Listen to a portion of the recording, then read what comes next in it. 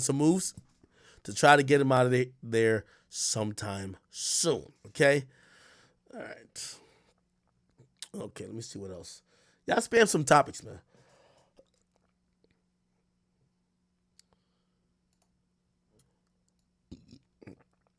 Hey, Barter 16 is on the way. We're now seeing Uzi with Birdman. You know what's interesting to note is that I think we got to see Uzi with Wayne because here's the thing. Initially, that barter six that Young Thug was gonna drop was disrespectful to Wayne, and that was a problem. Now, when I see Uzi and Birdman, you know what this tells me?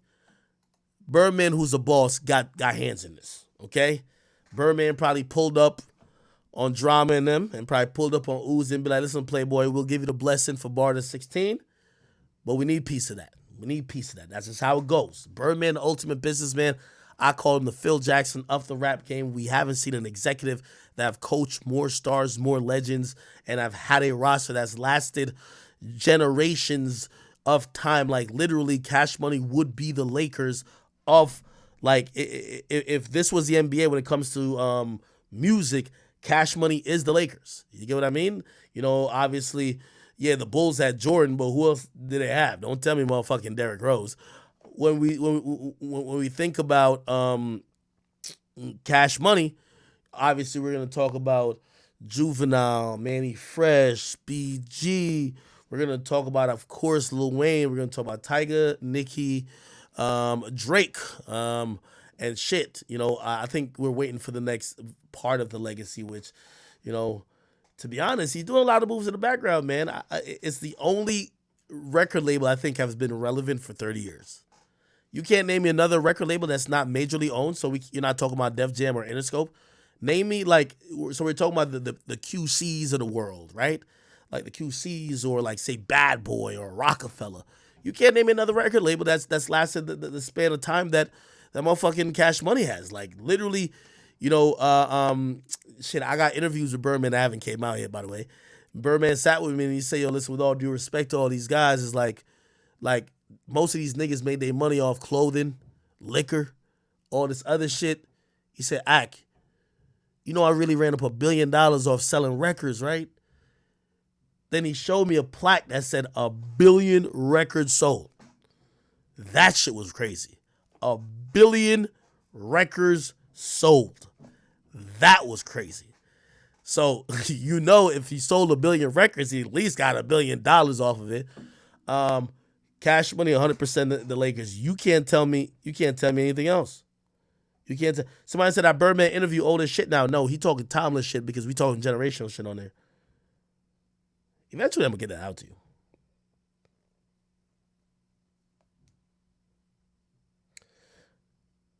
Somebody said this is a WWE storyline.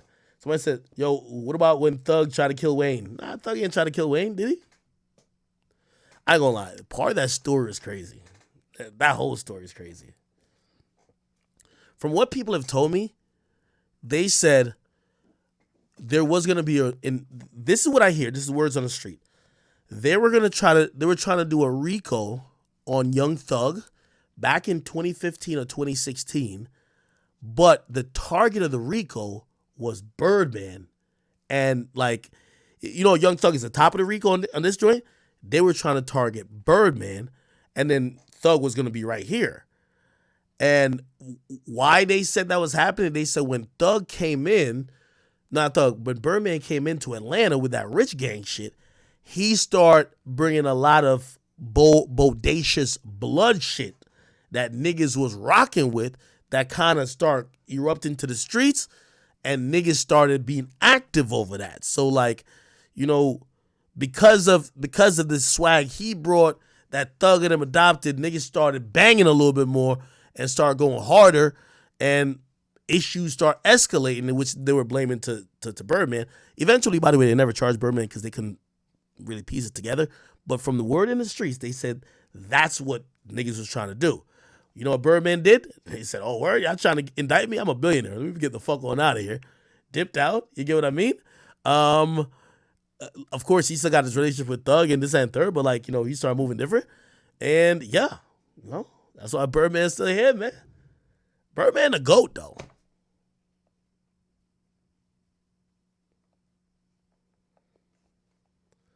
But if you even go to the like if you go to the Rich Homie Quan files, remember Birdman was putting pressure, and then Young Thug was putting double pressure on like even Rich Homie Quan to like leave nut in them. Like, yo, bro, stop fucking with them niggas. Yo, come over here. Let's do the Rich Gang thing.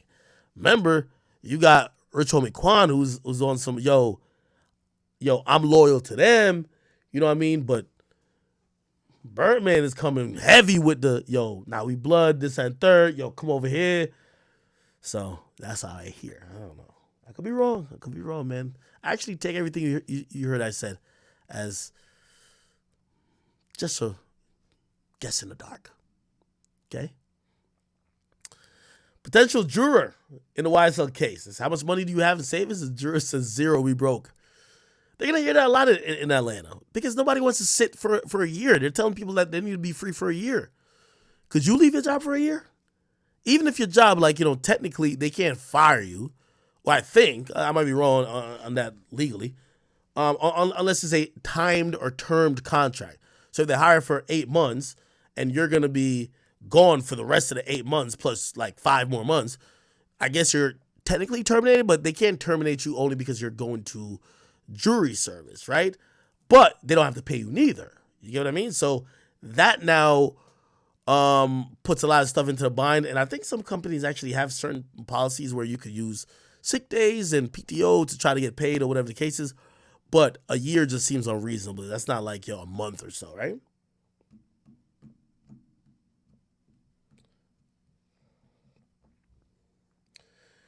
Smoking PA says a job will fire for whatever you want. Yeah, they can fire for you for whatever you want, but there's such a thing as unlawful termination. And you cannot, like, for example, if someone works at your job and they get hurt on the job, right, and they can't come to the job because they're hurt from the job, you can't fire them because they can't work. You're technically liable to either come to agreement with them for them to leave, or you should definitely be you're liable to some extent when it comes to like either paying for medical bills or at least giving them time off. Like, you can't fire them, you know what I mean?